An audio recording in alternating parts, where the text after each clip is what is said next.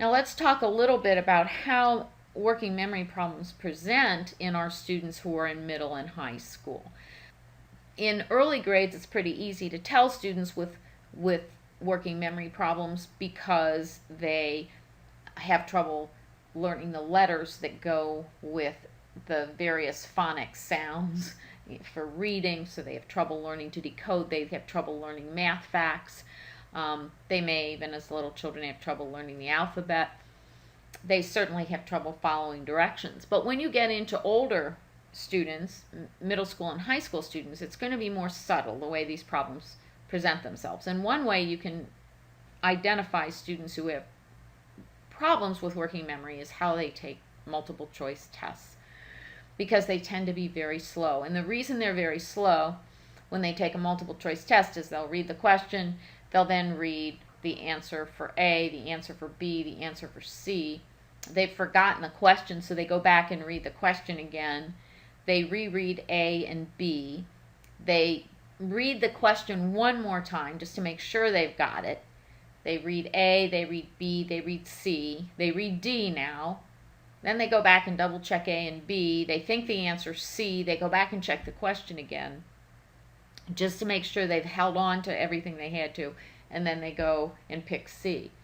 Now, that time-consuming going back and rereading, which they'll also do in passages, they reread passages for textbooks a lot, slows them way down. So these are the students who are slow test takers. These are students who are slow at doing homework, but they know the material. It's not that they don't know the answer to the question on the test. It's that they're taking too long getting through it. And so, since so many high-stakes tests and so many standardized tests require speed and have a start time and an end time, these students will do poorly, but it's because of working memory problems, not because they haven't learned well. When we improve their working memory, one of the things we see is they show huge gains on standardized tests, not because we've taught them any more than they already knew, but we've enabled them to get through the test faster.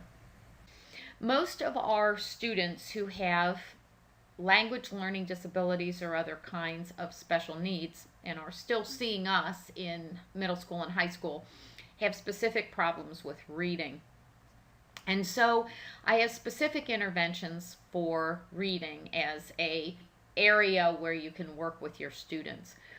The first thing I recommend is for all of your middle school and high school students who have issues with either language problems and or language and reading problems of any kind, regardless of their diagnosis, that before they do any reading assignment, whether it is a reading of a chapter from a science book, or reading of a chapter from a social studies book, or reading to prepare for a book report, or reading as part of the English class assignment, doesn't really matter.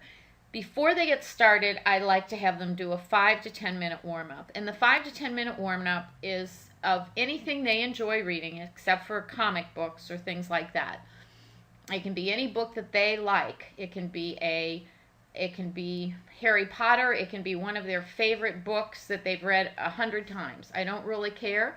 It can be a fun article that you take out of the paper or out of one of their school papers or something like that. It really doesn't matter, but it's easy reading for them below their grade level and something that they enjoy, and it just gets them into reading. And the reason I have our students do that is because reading is often something that's very stressful for them, and they worry a lot about it, and they kind of obsess over how hard reading is. So if you can get them started reading with something that they can read easily, then that's often a very good way to start the reading assignment that you're going to help them with.